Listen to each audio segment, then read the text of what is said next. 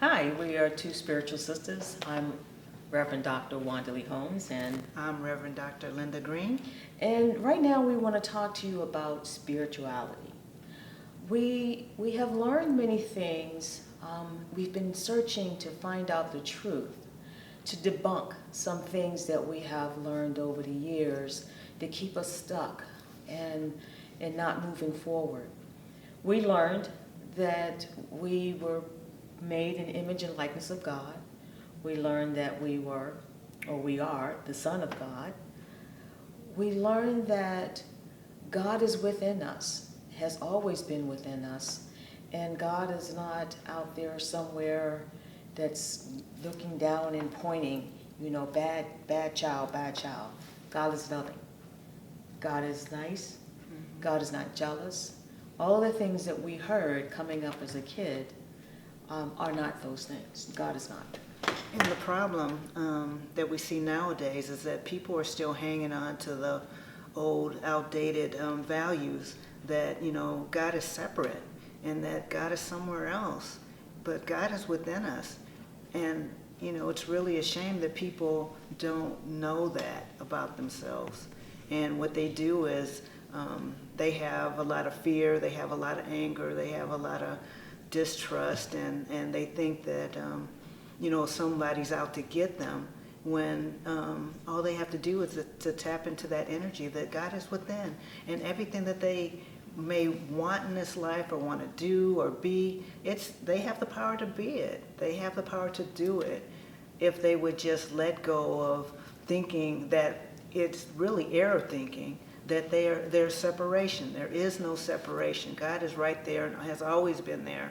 The problem is, like I said, is that people don't tap into it, and they don't give themselves that time to get still, to get quiet, and to be able to listen.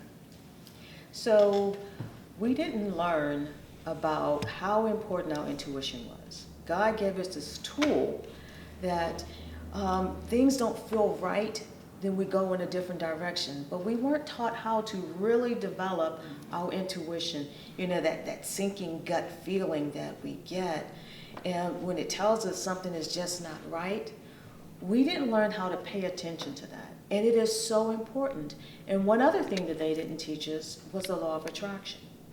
What you think about, you get. They did tell us, what you reap, you sow. But it goes a little deeper than that. You want to keep things positive, thinking that you can gain or be, like Linda said, anything that you want in life. That can happen, but you got to keep focus on the things that you want and not on the things that you don't want. And remember, thoughts are things. People tend to sit there and stew on something negative that happened to them, and they'll be thinking about it all day, all night. They'll be talking about it. It'll continue when they see someone else. Maybe 2-3 days later, they'll be talking about it again.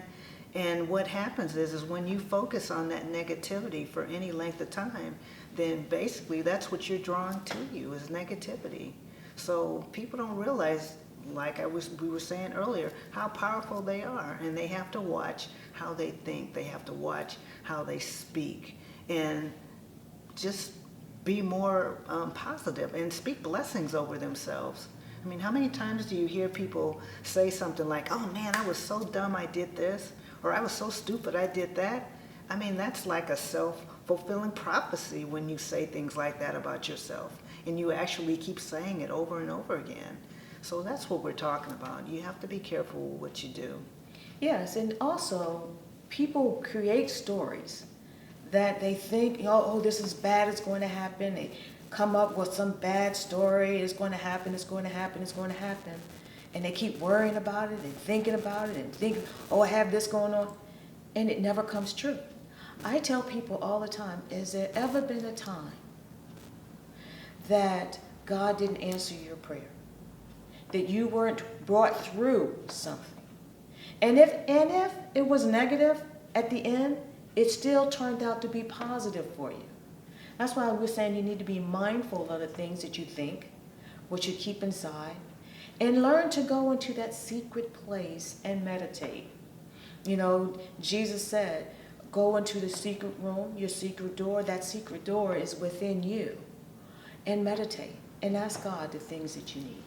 And basically, if I know there's some people that say, well, I've tried to meditate. I can't really still myself.